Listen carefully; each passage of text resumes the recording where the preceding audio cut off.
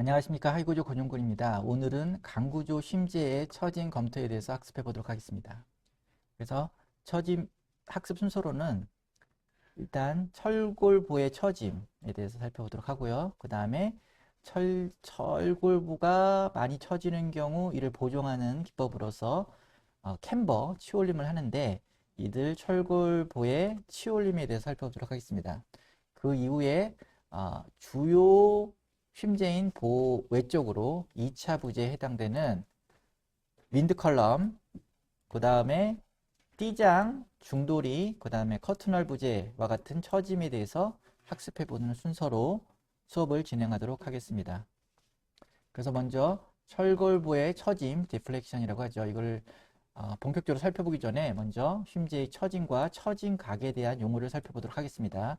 그래서 아래 그림과 같이 보통 아래 그림을 보면 여기 보면 캔틸레버 보에 집중하중을 받으면 보가 이런 직선 형태를 띠고 있다가 아래 실선 형태로 처집니다.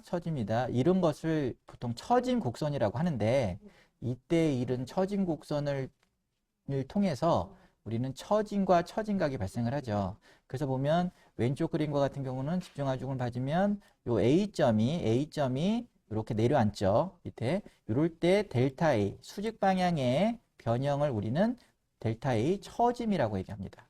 처짐이라고 얘기하고요. 그 다음에 처짐각은 이건 오른쪽 그림을 볼까요? 단순부의 중앙에 집중하중을 받으면 중앙부에서 최대 처짐이 발생을 하고 이게 양 단부로 갈수록 처짐량이 줄어들죠. 그리고 이 단부에서 보면 원래 이 직선상에 있던 것이 이렇게 곡선상을 띠죠. 그러면 요 A점에서의 처짐각이라고 하면 A점에서의 처짐 곡선을 따른 접선을 이렇게 긋니다. 접선을 그어서 원래 길이에 대한 요 각도, 요 회전각을 우리는 세타 A라고 해서 우리는 처짐각, 디프렉션 앵글이라고 부릅니다. 디프렉션 앵글이라고 부르고요. 그 다음에 이제 여기 그 캔틸레버 같은 왼쪽 그림은 여기 보면 A점의 처짐각은 어떻게 하죠? 원래 여기가 이렇게 직선이 있었잖아요. 이 직선을 점선과 같은 평행이동 시켜서 이렇게 본다면 이게 A점의 처진 곡선의 접선 이게 거리죠. 요 각도가 처진각이 되는 겁니다. 그렇죠? 이렇게 산정을 하고요. 한번 읽어보겠습니다. 보가 하중을 받으면 초기 직선의 길이 방향 축을 가진 보는 곡선의 형태로 변형이 되는데 이때 보의 곡선 변형된 곡선을 처진 곡선, 디플렉션 커브라고 하고요. 이때 변형 전인 초기 직선상의 축의 어느 한 점에 대한 곡선상의 변형의 수직 방향 선분을 우리는 디플렉션이라고 하고요. 그 다음에 변형 전에 초기 직선상의 축을 기준으로 처짐 곡선상의 어느 한 점에서 근 접선과 이루는 각을 우리는 처짐각, 디플렉션 앵글이라고 하죠. 이거는 구조역학 시간에 다들 배우셨을 거라고 생각이 되는데 어쨌든 한번 정리해 봤습니다. 그리고 기본적으로 저희가 어떻게 보면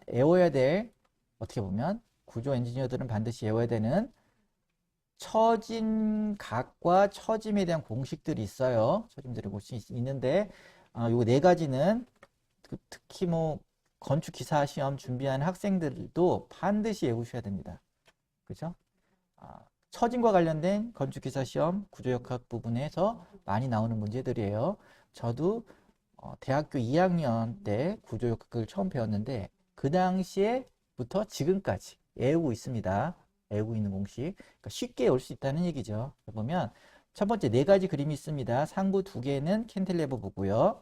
근데 첫 번째 그림은 캔틸레버 보에서 끝에 집중하중, 피하중을 받는 거고 그 다음에 두 번째 그림은 등분파중 오메가를 받는 경우 그 다음에 세 번째, 네 번째 그림은 단순보죠. 단순보의 중앙부에 집중하중 P를 받는 경우 그 다음에 네 번째 등분파중 오메가를 받는 경우입니다. 이때 경과는 스파는 다 L입니다. 이럴 때 어떻게 외우냐 여기 처진각 맥시멈 처진각 세타 맥시멈은 당연히 어디겠죠? 캔틸레버 보에서는 요 단부 A 그렇죠? A가 가장 맥시멈이 발생할 거고 단순보는 양 단부 A, B가 가장 큰 처진각을 발생할 거고요.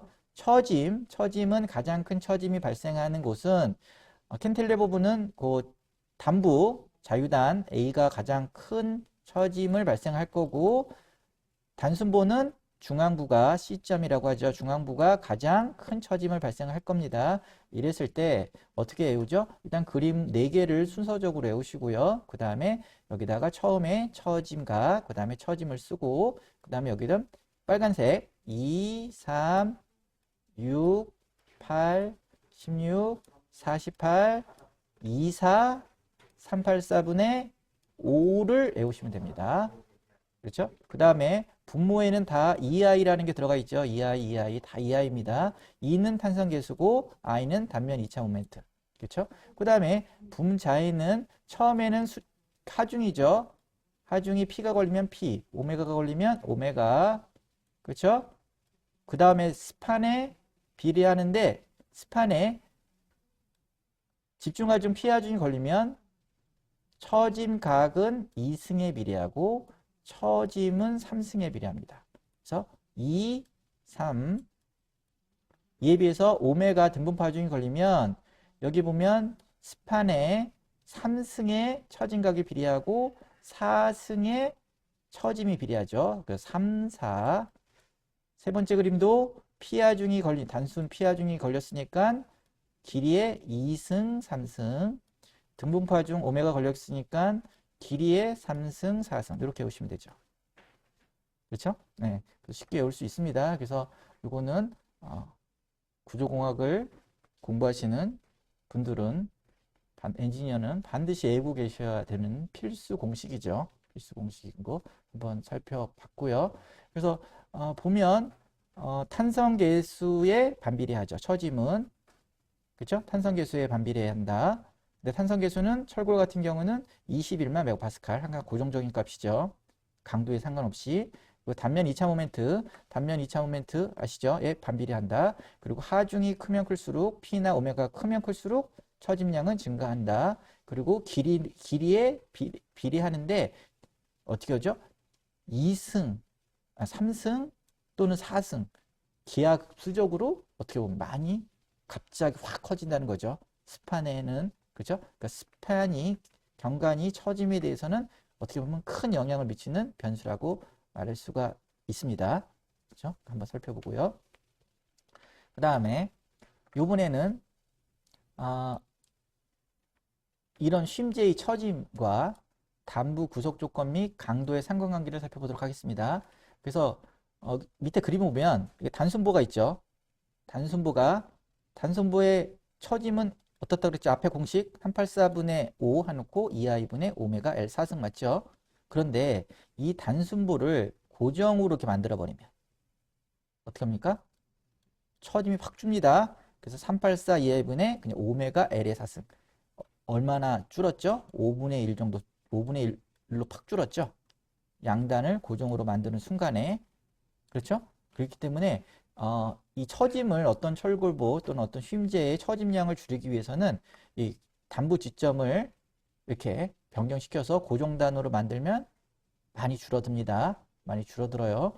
그래서 보통 철골보는 일반적으로 빔과 같은 경우 보통 핀접합, 전단접합을 많이 사용하죠. 그렇죠? 거더의 지지점으로 연결되는 빔과 같은 경우 철골보는 핀으로 많이 그렇죠? 핀접합으로 많이 사용하죠. 그래서 보통 이제 단순보 형태를 많이 띄는데 경우에 따라서 이렇게 처짐이 문제가 된다 할 경우에는 이렇게 양단 고정이거나 또 한쪽 고정이거나 이렇게 사용을 하면 그렇죠? 처짐이 대단히 유리해진다는 거 한번 체크해 볼 필요가 있습니다. 그 다음에 이 탄성계수는 강도와 상관없이 항상 예를 들어서 철골보가 고강도 강이나 또는 저강도 강이나 상관없이 항상 탄성계수는 변하지 않습니다. 21만 메가파스칼. 그렇기 때문에 처짐 때문에 부재가 결정되는 상황, 사용성 검토로 인해서 부재의 크게 결정되는 상황이 발생한다 그러면 굳이 비싼 고강도 강을 사용할 필요는 없는 거죠.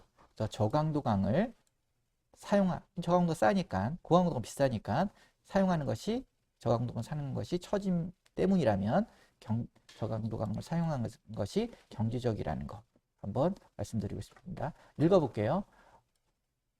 그러니까 쉼제의 처짐은 담부의 구속 조건에 따라 차이가 크죠. 말씀을 드렸듯이 고정으로 만들면 밑에 그림과 5분의 1로 줄어요. 그래서 처짐 제한을 만족하기 위해 보의 담부 구속 조건을 일반적인 핀 접합, 전단 접합이 아닌 강 접합, 모멘트 접합으로 설계를 하면 또 유리한 경우가 있기 때문에 그렇죠? 설계상에 이런 기법들을 또 사용할 필요가 있죠. 물론 강접합, 모멘트 접합이 힘들어요. 그리고 선호하지도 않죠. 왜냐면 현장에서 그만큼 철저하게 접합부 설계를 해야 되기 때문에. 그렇죠? 그래서 많이 쓰이지는 않지만 경우에 따라 사용해 볼 필요도 있다. 그리고 이때 보의 처짐은 말씀드렸듯이 재료의 강도와 상관없어요. 왜냐면 여기 보면 공식에 강도로 인한 변수가 없잖아요. 그렇죠? 그리고 탄성 계수는 항상 같고 그래서 설계 강도보다는 처짐에 지배되는 철골 심재의 경우에는 고강도 강보다는 싼 저렴한 저강도 강을 사용하는 것이 경제적이다. 이런 거 한번 체크할 필요가 있습니다. 그리고 강구조 심재의 종류를 살펴보면 저번 시간부터 이제 배웠죠. 쉼제는 쉼과 전단을 지지하는 구조 부지예요. 그래서 저번 시간에는 설계 휨 모멘트 강도도 배웠고 설계 전단 강도도 배웠어요. 그렇죠? 배웠어요.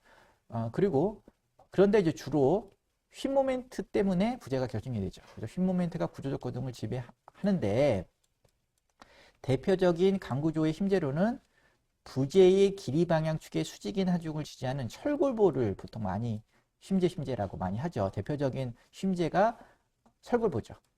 철골보에는 아시겠지만 빈과 거도가 있고요. 그런데 이 철골보 형태는 또 일반 이런 아변 형광으로만 설계하는 일반 철골보와 위에 콘크리트 슬라브가 이렇게 같이 있어서 이것이 강제 앵커라는 전단 연결재 스터드 볼트로 이렇게 연결되어 있어서 일체화돼서 그렇죠?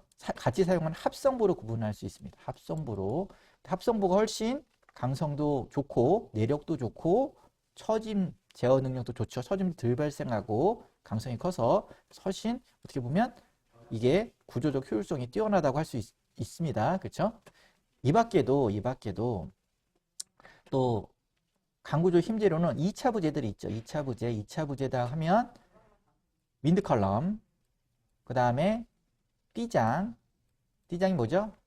외벽의 망함재를 지지하는 거스 얘기하는 거고, 그 다음에 경량 지붕에 또 지붕 마감재를 지지하는 중돌이 펄인이라고 하죠. 이런 것도 힘재죠. 그리고 이 중에서도 이제 띠장과 중돌이는 이렇게 그림과 같이 냉간 성형 강재로 많이 만들죠. 냉간 성형 강재. 그래서 세장판 요소로 구성되는 경우가 많죠. 대부분 세장판 요소. 그렇죠? 폭두께비 아변 형광의 폭두께비 제한을 그렇죠? 넘어서는 그렇죠? 폭두께비가 큰 그렇죠? 세장판 요소로 냉간 성형 강재로 많이 사용되고 있습니다. 대표적으로 살펴보면 그래서 합성보로의 종류를 살펴보면 강제부와 철근 콘크리트를 일체화시켜서 한몸 함께 거동화 일체화 함께 거동화 그러니까 분리되지 않는 일체화시켜서 거동하게 하는 것이 진짜 합성보죠. 컴포지트 빔 그죠? 그래서 이런 거는 말씀드렸지만 부재의 내력이 단일 그 H 형광에 비해서 예를 들어서 내력이 큽니다. 내력, 설계 휨 모멘트 강도, 설계 전단 강도가 크고 그 다음에 처짐도 되게 유리하죠. 덜 처지죠. 강성이 커서 그래서 처짐을 향상시켜서 구조적 효율이 뛰어나다고 할 수 있습니다. 그래서 보통 일반층 콘크리트 슬라브가 설치가 되는 일반층 바닥보는 보통 합성보 설계를 많이 해서 실무적으로 구조적 효율성을 많이 꾀하도록 하고 있죠. 그렇지만 콘크리트 슬라브가 구성되지 않는 공장의 위에 지붕, 경량 지붕 같은 경우 이런 경우에는 일반 철골보로 설계를 할 수밖에 없겠죠. 그래서 대표적인 합성보의 종류로는 외부에 노출된 합성보와 강제가 그러니까 외부에 노출된 합성보가 상부 콘크리트 슬라브와 전단 연결재에 의해 일체화된 노출형 합성보가 있습니다. 그 다음에 강제부가 콘크리트 속에 매입돼서 묻혀있는 매입형 합성보를 크게 나눠줄 수 있어요. 그래서 우리가 주로 많이 본 것들은 여기 맨 왼쪽 그림 철골보 이게 노출형 합성보죠. 전단 노출되어 있는 강제보와 상부에 있는 콘크리트 슬라브가 스터드볼트와 같은 전당 연결대로 연결되어 일체와 함께 거동하는 거. 그죠? T형보가 같이 거동하는 거. 그죠? 이거를 노출형 합성보라고 하고, 뭐 대표적인 매립형 합성보는 그죠? 이렇게 RC보 안에 H형광이 들어가 있어서 이런 그죠? 함께 거동하는 매립형 합성보. 요즘에는 매입형 합성보라고 많이 부르죠. 그죠? 이렇게 이런 합성보가 대표적이고, 그리고 좀 최근에는 또 이제 개발이 되고 있죠. 그래서 새로운 합성보들이 개발되고 있는데 그 중에서 대표적인 거는 여기 강판들이 바깥에 노출되어 있는 노출형 합성보입니다. 이거는 뭐냐? 강판을 이렇게 외곽에 강판을 구성시켜서 이 안에 콘크리트를 집어넣어서 일체화시켜서 그죠? 합성보로 만드는 거. 노출형 합성보의 대표적이라고 하고요. 강판 노출형 합성보 이렇게 부를 수도 있겠죠. 이에 비해서 시트빔 이거는 저희가 하이구조가 개발해서 지금 실용화시키고 있는 매립형 합성보입니다. 그래서 여기 보면 자료도 있어요. 여기 하이 트러스 빔이라고도 불리고 그 다음에 조립 트러스 매립형 합성보라고도 불립니다. 그래서 여기 동영상 자료가 있는데 관심이 있으신 분은 한번 살펴보시고요. 그 다음에 이런 합성부와 관련된 구조 계획을 예전 동영상 일반 철골 구조 계획에서도 한번 말씀을 드린 적이 있으니까 관심 있으신 분들은 한번 보시면 도움이 될 거라고 판단이 됩니다. 그리고 또 이런 매입형 합성부와 저희가 개발했다는 조립 트러스 매립형 합성부의 차이는 여기 보면 매입형 합성부는 외부가 막혀 있죠. 그렇기 때문에 왼쪽 부분과 오른쪽 부분의 콘크리트가 분리될 수가 있어요. 그렇죠? 근데 저희는 조립 트러스 매립형 합성부는 그림에서 보듯이 외부가 뻥뻥 뚫려 있습니다. 트러스 형태로 이루어지기 때문에 그래서 콘크리트가 이렇게 양쪽으로 이렇게 그렇죠? 껴져 있는 그렇죠? 패싱되어 있는 형태이기 때문에 어떻게 보면 구조적 일체성 면에서 유리하다고 할 수가 있습니다. 한번 살펴드렸고요. 그 다음에 철골 심재의 처짐량 산정은 가능하면 어떻게 하냐? 중요한 내용인데 보통 처짐량은 먼저 사용하중에 의해서 합니다. 사용하중에 의해서 또는 사용하중 조합에 대해서 검토를 해야 되는 거예요.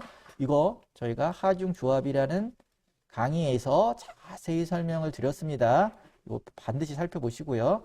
그래서 사용 하중에 의한 처짐 산정 시 쉼제의 처짐량은 중앙부 최대 처짐량에서 이 그림과 같이 보시죠. 이렇게 보면 양쪽 기둥이 있죠. 이거는 걷어가 있고 이 하중이 발생했을 때 중앙부 어느 부분에 이 처짐이 가장 많이 발생하는 델타 C라는 값이 있을 겁니다. 그래서 중앙부 처짐량에서 양 단부에 또 처짐량이 있어요. 왜냐하면 양쪽이 철골 같은 경우는 그러니까 철골 기둥이기 때문에 이게 탄성 처짐에 의해서 수축이 발생합니다.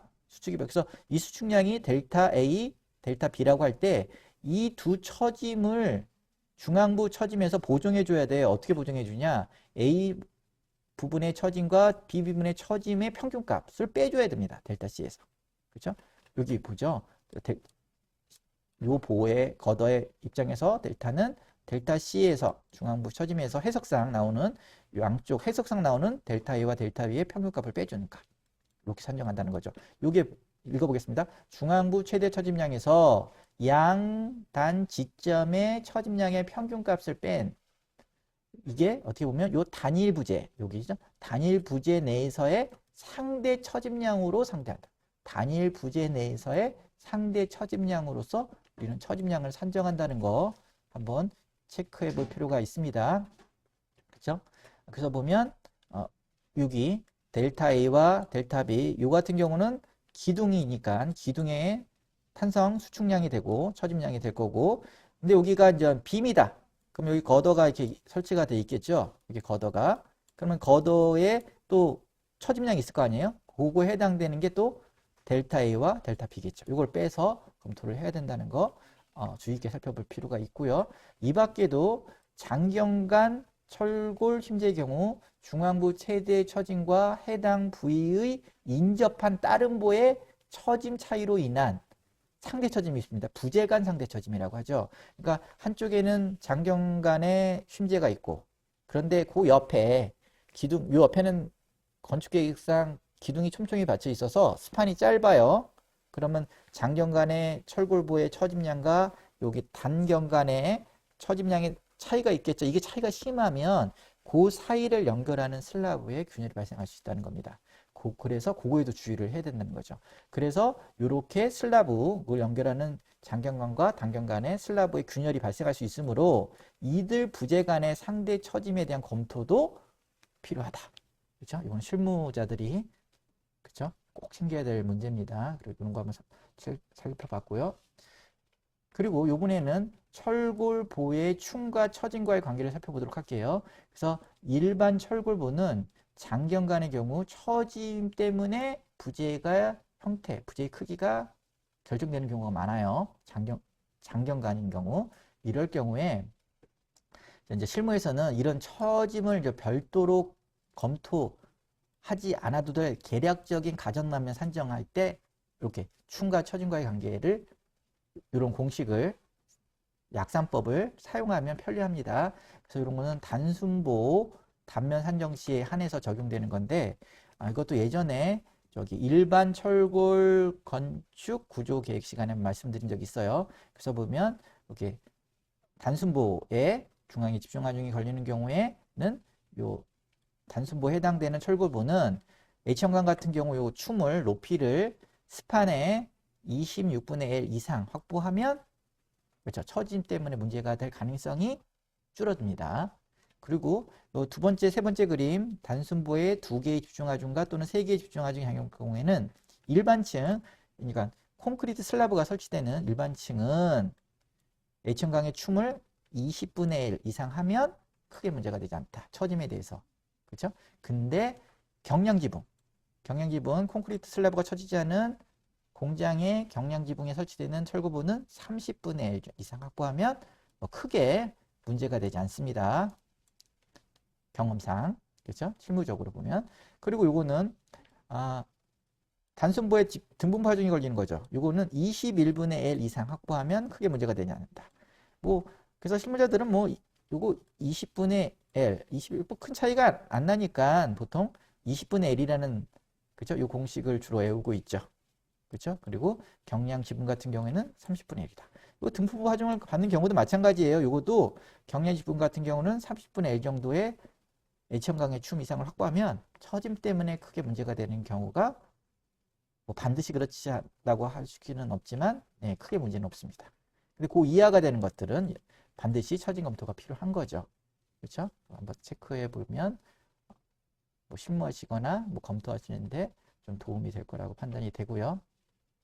그 다음에 철골보의 그 처짐 제한이 있죠. 휨제의 처짐 제한. 그렇죠? 이거는 예전에 강구조의 변이 제한이라는 동영상에서 아주 구체적으로 학습해 봤습니다. 그래서 그거를 한번 살펴보도록 하시고 정리를 꼭 하셔야 됩니다. 한번 살펴볼게요. 그냥 강구조에서 과도한 처짐은 외장재의 분리, 기밀성 상실, 그리고 건축 설비 체제의 운영 혼란, 그다음에 사용자의 불안감을 유발하는 등 건축물의 사용성이 저해되지 않도록 설계를 해야 되죠. 그렇죠? 기준상에서 이렇게 얘기하고 있고요. 그런데 현행 구조설계 기준에서는 어떻게 보면 명확한 철보의 휨제의 처짐에 대한 제한값을 규정하고 있지 않죠. 그렇죠? 말씀드렸어요. 그리고 이제 권장 사항들은 있죠. 커멘터리라고 하죠. 권장, 리커멘드. 그죠? 권장하는 사항들이 있는데 이를 권장하는 사항조차도 어떻게 보면 스판이 아주 장스판으로 갈 경우에는 적절하지 못한 거죠. 그렇죠? 그래서 이런 것들은 엔지니어 판단이 좀 따라야 된다고 했죠. 그렇죠? 구축을 말씀드렸습니다. 그래서 읽어볼게요. 보의 처짐 함도에 대해 처짐에 대한 제한값을 규정하지 않는다. AISC에서도 이러한 제한값은 구조물의 성격에 따라 결정되어야 하며 경관에 대한 비, 예를 들어서 300분의 1, 250분의 1 이런 처짐의 한계를 제한하는 것은 장경관의 경우에는 적절하지 못할 수 있다라고 이렇게 AISC에도 얘기를 하고 있습니다. 그래서 우리나라 경우에는 어떻죠? 일반적으로 통례적으로 많이 사용하는 거는 양단 지지는 보스판의 L의 300분의 1 이하, 그렇죠? 그 다음에 캔틸레버분은 250분의 1. 뭐 이런 거 배웠죠? 그렇죠? 이런 것들이 통례적으로 많이 사용되고, 뭐 이거는 뭐 데드로드 플러스 라이브로드에 대한 사용하중 조합에 따른 거고, 그렇죠? 이 밖에도 뭐 별도로 라이브로드에 대해서만 검토를 한다 하면 뭐 통례적으로는 360분의 1, 뭐 이런 숫자를 많이 사용한다고 말씀드렸죠. 그런데 그런 규정들은 AISC 또는 IBC 코드, 인터내셔널 빌딩 코드에서는 좀 완화된 규정을 또 권장하고 있다. 그리고 유로 코드에서도 또 더 완화된 처짐 제한 한계치 값을 규정하고 있다. 그렇죠? 그래서 그거에 대한 처짐 제한에 대한 판단은 구조 엔지니어가 결정해야 된다. 그렇죠? 또는 발주처나 건축주가 지침에 따라 요구되는 경우에는 또 그걸 또 따르면 되죠. 그렇죠? 이런 것들을 자세히 설명드린 적이 있습니다. 이번에는 철골보의 치올림, 캠버라고 하죠. 살펴보도록 하겠습니다. 그래서 처짐이 너무 많이 처지면, 철골보에 처지면 이거를 많이 한 구조의 크기를, 철골보의 크기를 크게끔 하면 비경제적 설계가 되잖아요. 그래서 이거를 막기 위해서 내력은 괜찮은데, 그렇죠? 그러니까 내력, 설계 강도, 설계 힘 모멘트 강도, 설계 전단 강도는 문제가 없다. 근데 처짐 때문에 부재가 커져야 된다. 그럼 그렇다고 이제 처짐 때문에, 사용수 때문에 부재를 키우기에는 너무 경제적으로 손실이 많으니 이럴 경우에 이제 사용하는 기법이 철골보를 약간 처짐을 제어하기 위해서 약간 위로서, 그죠? 이렇게 치올림을 시키면 되잖아요. 그죠? 그렇지만 어떻게 보면 공장 제작, 치올림에 대한 가공이라는 또 수고가 들어가야 되겠지만 이런 기법을 통해서 또 설계 시 반영할 수도 있는 거죠. 그래서 이런 철골 심재의 치올림 한번 살펴보도록 하겠습니다. 근데 또 여기 보면 스웹이라는 또 용어가 있어요. 이걸 또 구분을 해서 한번 살펴볼게요. 스웹이라는 용어. 그래서 철골보의 치올림은 어떻게 보면 요 오른쪽에 있는 그림하고 같이 생각해 보시죠. 여기 보면 철골보가 있는데 여기 보면 약축과 강축이 있죠. 단면에서 보면 여기 보면 이게 강축이죠. 그렇죠? 여기 이렇게 강축에 대해서, 그렇죠? 강축에 대해서 위쪽으로 곡선의 형태로 이렇게 휘는 게, 가공하는 게 이게 캠버입니다. 그래서 여기 보면 철골보의 치올림은 부재 강축 단면에 대한, 그렇죠?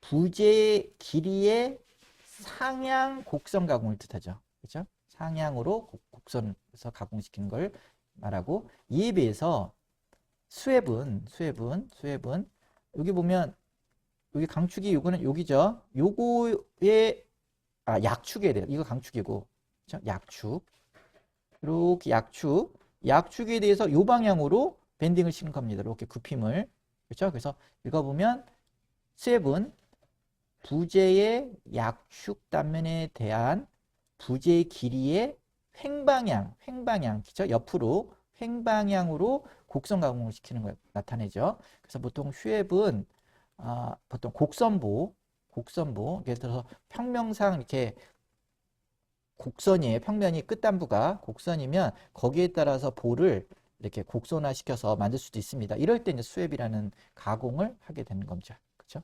이렇게 실무적으로 보면, 그래서 보면 철골 부재의 공장 제작 시 얘도 자연적으로 발생하는, 그렇죠? 캠버와 스웹이 있겠죠. 자연적으로 발생하는 캠버와 스웹을 우리는 내추럴 밀 캠버 앤 스웹이라고 하고요. 그런데 지금 우리가 이제 배우는 구조 설계 시 처짐이 너무 발생함으로 인해서 보정하는 값으로 설치되는 필요에 의해, 구조적 설계 시 필요에 의해 인위적으로 발생시키는 캠버와 스웹을 인듀스드 캠버 스웹이라고 한다는 거죠. 그래서 캠버와 스웹을 잠깐 구분할 필요가 있고요. 그 다음에 캠버의 사용과 설계를 보면 이거 보면, 그렇죠? 여기 섹션 위로, 그죠? 이게 곡선화 시킨 거잖아요. 요 캠버 치올림, 센트라인으로 이렇게 캠버 시키는 치올림. 옛날엔 치소슴인가 이렇게 불리기도 했어요. 하여튼 지금 정식 명칭으로 치올림 캠버라고 합니다. 한국말로.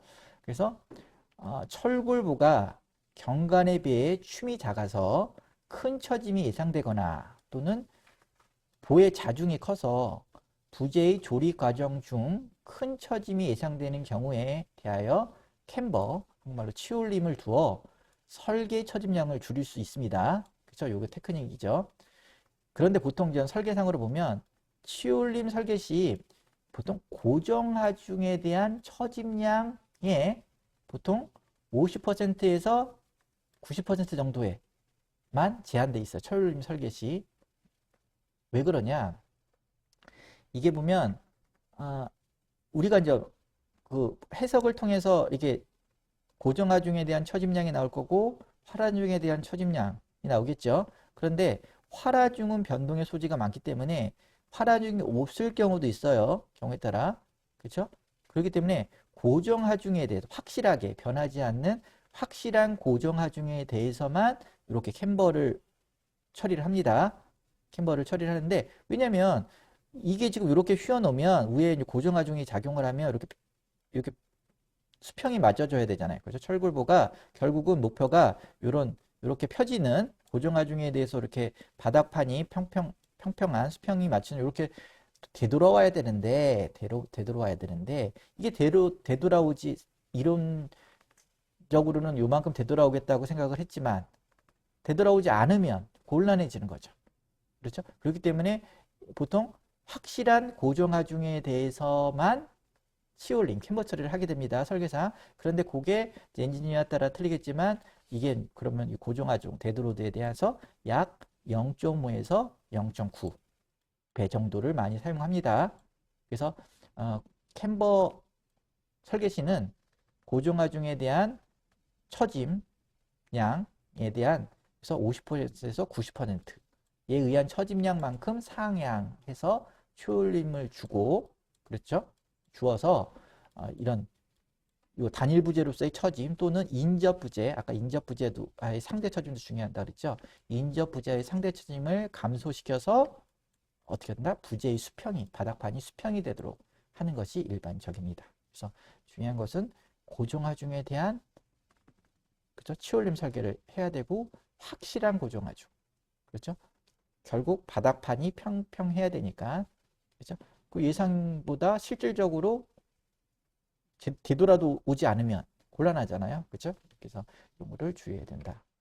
그래서 보면 또 이번에는 캠버의 제작 방법에 대해서 한번 설명드릴게요. 그래서 AISC에서 스틸 컨스트럭션 매뉴얼에 이렇게 있습니다. 나오는 내용이고요. 그래서 캠버의 제작 방법은 크게 냉각 가공과 열감 가공이 있어요. 냉각 가공을 콜드 밴딩이라고 하고 열감 가공을 핫 밴딩이라고 합니다.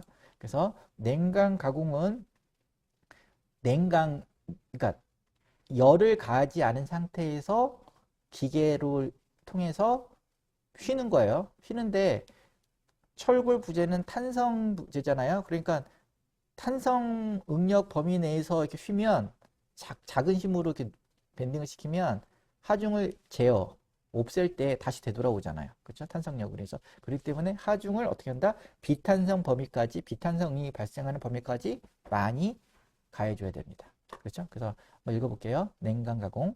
일반적으로 부재 양쪽을 고정하고 그 다음에 경관 사이에 항복점 이상의 하중을 가하여 영구 변형을 방사시키는 것을 그렇죠? 냉간 가공, 콜드 밴딩이라고 합니다. 그래서 이런 것들은 특징이 공장의 장비에 따라서 가공 가능한 부재의 치수가 제한되어 있고요. 그리고 뭐 비교편을 보면 부재 양쪽을 고정하는 지그의 거리를 고려했을 때 7.6m 이하의 부재는 제작이 좀 불가하다고 하고요. 일반적으로, 그렇죠? 일반적으로. 그 다음에 외부의 두께가 6.35mm 이하일 경우 지그 접합부에서 손상이 발생하므로 또 제작이 좀 불가하다고 합니다. 일반적인 얘기입니다. 왜냐면 외부가 찌그러질 테니까. 그렇죠? 그래서 냉각 가공이 이런 게 있고요. 이에 비해서 열감 가공, 열을 가하는 거겠죠. 열을 가공. 부재 단면 일부에 열을 가해서 팽창시켜서 영구 변형을 발생시키는 게 열강 가공, 그죠? 핫밴딩이라고 하고요. 이때는 온도 기준을 준수할 경우, 온도 기준이 있어요. 온도 기준을 준수할 경우 열 가공에 의한 재료적 변화는 구조 성능에 대체로 큰 영향을 끼치지는 않는다. 그래서 온도, 준수해야 될 온도 기준이 있다. 여기 오른쪽에 있네요. 열강 가공 온도 기준은 여기 보면 이런 기준에 있는데 합금강은 섭씨 593도 C 이하, 일반 강종은 649 섭씨도 이하로 유지를 해야 된다는 게 있네요. 그래서 이런 것들이 있다. 그래서 이런 온도 기준 강도를, 그러니까 온도 기준을 잘 맞춰야 된다. 그죠? 근데 이거 단점이 있어요. 냉간 가공에 비해서 시간이 오래 걸리죠. 그 다음에 노동력이 또 많이 소요됩니다. 그리고 보의 춤이 커서 큰 보 같은 경우는 냉간 가공이 힘들 경우에 주로 사용할 수밖에 없죠. 그죠? 그래서 이런 것들이 캔버의 제작 방법으로 알려져 있고요. 그 다음에 캔버의 검사와 설치에 대해서 살펴보도록 하겠습니다. 이것도 AISC에 있어요. 그죠? 스틸 컨스트럭션 매뉴얼에 이것도 읽어볼게요. 철골 부재가 현장에 설치되고 난 후에는 아래와 같은 이유로 부재의 제작된 캔버값 검사가 불가능합니다. 그렇죠? 미리 설치한 후에는 캔버값 설치가 불가능하다는 거예요. 그렇기 때문에 어떻게 합니까? 요 밑에 있지만 그 제작 시 검토를 해야 하는 게 중요하다는 거죠. 그 제작 시 읽어볼게요. 근데 어떤 이유로 이런 것들이 불가능하냐? 그래서 캔버를 설치할 때 이런 것들을 이제 고려해서 잘 설계를 해야 된다는 거죠. 시간 경과에 따른 부재 내부에 응력 감소가 있고요. 캔버를 했어. 그래서 설치해놨는데 운반이나 뭐 이렇게 하다 보면 시간이 걸리잖아요. 그런데 시간 경과에 따라서 부재 내 응력이 감소돼서 캔버가 약간 돌아올 수 있다는 겁니다. 탄성 복원이 될 수 있다는 거예요. 그 다음에 설치 이후의 부재의 자중의 영향들이 발생할 수 있고, 그 다음에 설치 과정의 경관의 구속 이런 것들 영향을 미치고, 그 다음 설치 이후 부하되는 하중들의 영향을 고려하여 실질적인 처짐량을 적절히 결정하는 게 대단히 중요합니다. 그래서 따라서 설계도서에 명시되는 캔버의 제작값을 검사할 경우 공장 출고 전 하중이 가해지지 않은 상태에서 검사를 실시해야 돼요. 그리고 현장에서 철골 부재를 인수받을 때 측정된 캔버 값이 설계에 명시된 치올린 값의 75%일 경우에는 이제 괜찮다는 거죠. 추가적인 치올림은 필요 없다. 왜 그러냐? 공장 제작 후 현장 반입 시 손실되는 캔버량이 일반적으로 한 25% 정도랍니다. 실질적으로. 그래서 이런 것들이 검사 방법이고요. 그 다음에 도서에 명기된 캔버 값이 없는 경우에는 그렇죠? 어떻게 보면 내추럴 밀 캔버, 그렇죠? 그냥 저절로 만들어지는 자연적인 그 캔버가 위쪽을 향하도록 설치해야 된다고 합니다. 이런 내용이 있고요. 그 다음에 캔버 제작상 허용 오차가 있어요. 이것도 AISC에 나오네요. 여기 보면 인듀얼스 캔버를 기준으로 볼 때 보면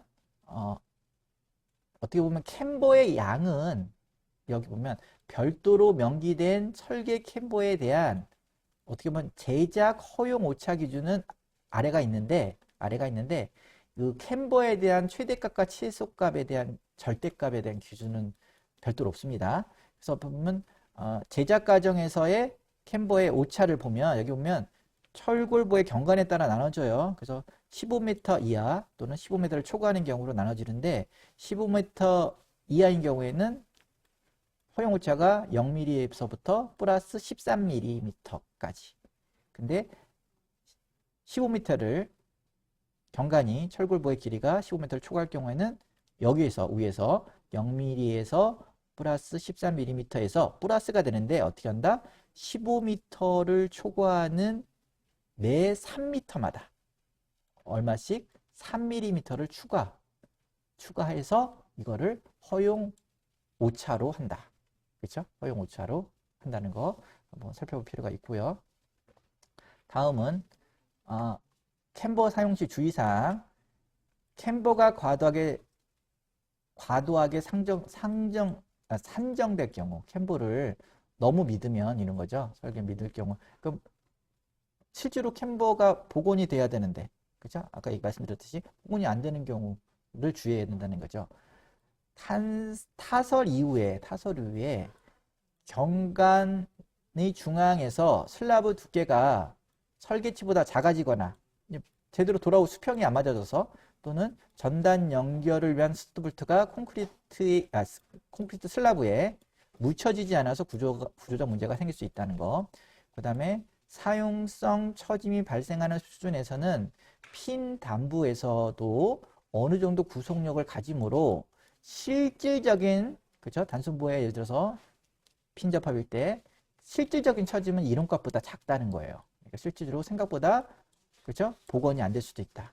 또한 설계 하중은 실제 제한되는 하중보다 보수적으로 산정되므로 캠버의 실제 처짐보다 크게 산정될 가능성이 많다. 따라서 엔지니어는 실제 처짐 상황에 따라 하중이 어떻게 작용할지를 가능한 정확하게 고려해서 캠버를 선정해야 한다. 그래서 앞에서 말했듯이 설계상의 치올림량, 캠버량은 데드로드의, 그쵸? 0.5에서 0.7배 이 안에서 보통 많이 산정한다. 그래서 말씀드린 거고요. 그래서 그리고 동일한 춤의 부재를 사용하면서 예상되는 설계 처짐을 줄여 경제적인 구조 설계가 줄 수는 있지만 캠버를 사용하면 근데 이 캠버의 제작 비용이 들죠, 그렇죠? 가공 비용이 그 제작 비용이 추가로 소모되므로 실제로 캠버를 캠버를 두어서 캠버 가공을 해서 부재 사이즈를 줄일 건지 아니면 캠버의 제작 비용이 없는 일반 강제를 좀 부재를 키워서 설계를 할 건지를 잘 검토해서 설계를 해야 된다는 거예요. 비용적인 합리적 고려를 해야 된다는 거 말씀드렸고요. 이번에는 마지막으로 2차 부재 변형에 대해 살펴보겠습니다. 먼저 윈드컬럼은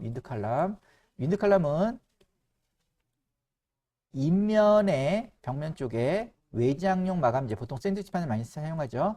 마감재, 샌드 패널과 같은 마감재를 통해 전달되는 풍화중, 그죠? 풍화중에 저항하는 거예요, 그죠? 풍화중을 지지하기 위한 용도로 보통 외곽 쪽에, 건물 외곽 쪽에 주요 기둥, 메인 컬럼 사이사이에 설치되는 색기둥이죠. 그런데 주로 바람으로 인한 휘임 거동을 하기 때문에, 그렇죠? 바람에 저항하는 부재이기 때문에 보통 저희가 윈드 컬럼이라는 용어를 사용합니다. 그렇죠?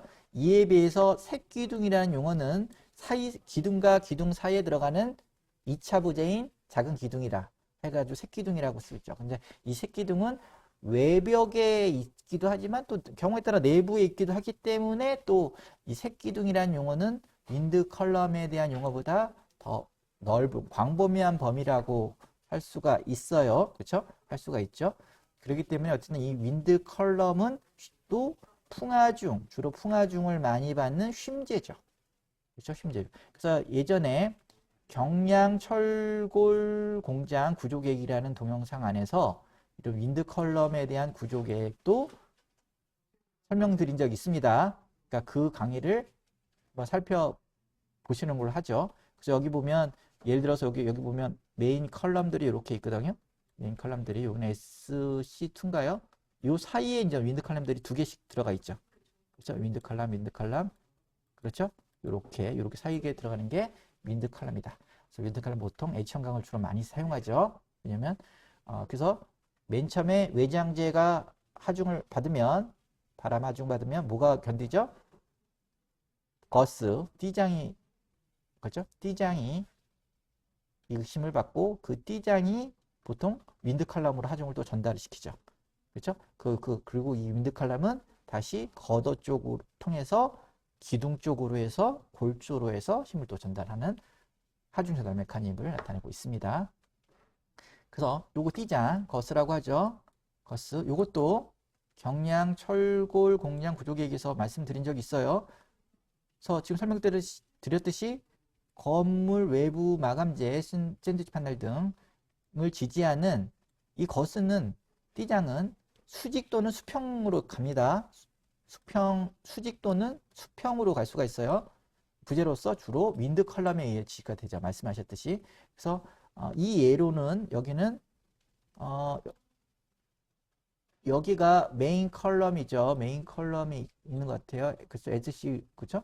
그 다음에 요 메인 컬럼이 있고 여기에 또 요 보가 이렇게 들어가 있어요.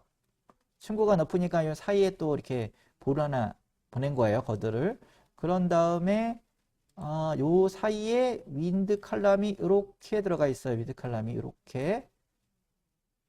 그렇죠? 윈드 컬럼이 이렇게 들어가 있는데 요 윈드 컬럼과 윈드 컬럼 사이를 지지점으로 하고 또는 여기 메인 컬럼도 지지점으로 하는 그렇죠? 거스. 그렇죠? 거스가 이렇게 수평으로 지나가 있나요? 저 지금 그림상 예, 수평으로 지나가 있어요. 이게 거스입니다. 보통 C형강이라고 하는 냉간 성형강제, 그죠? C형강 립 채널이라고 하죠. 이런 거 많이 사용하죠. 실무적으로 보면. 그래서 이런 거스.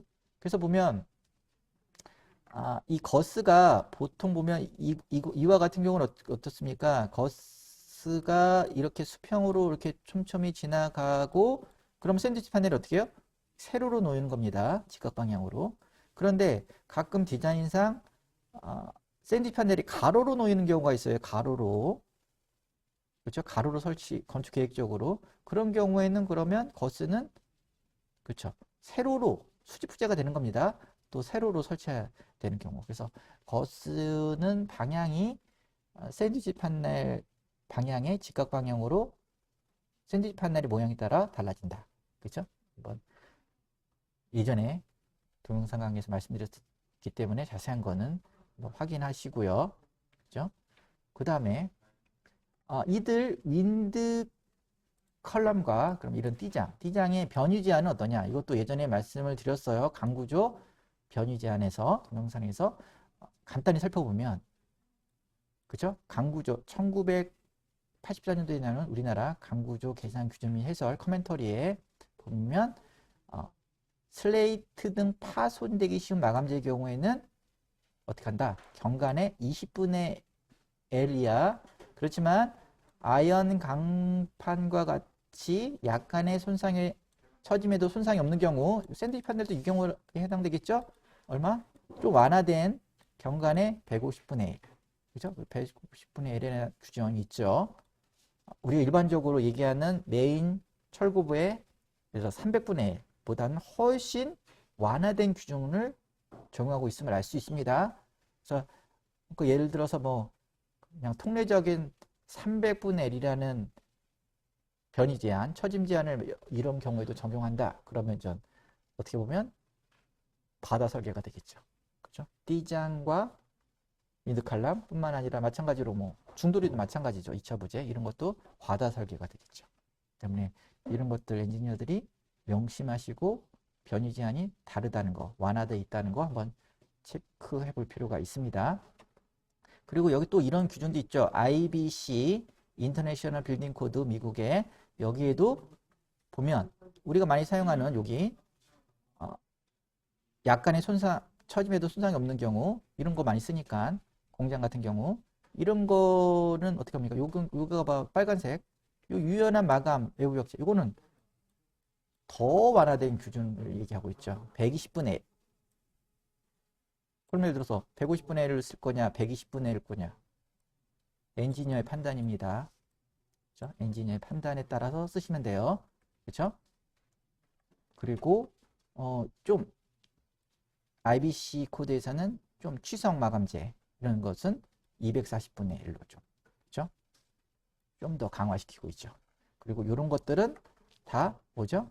풍화중에 따라서 많이 영향을 받는 거죠.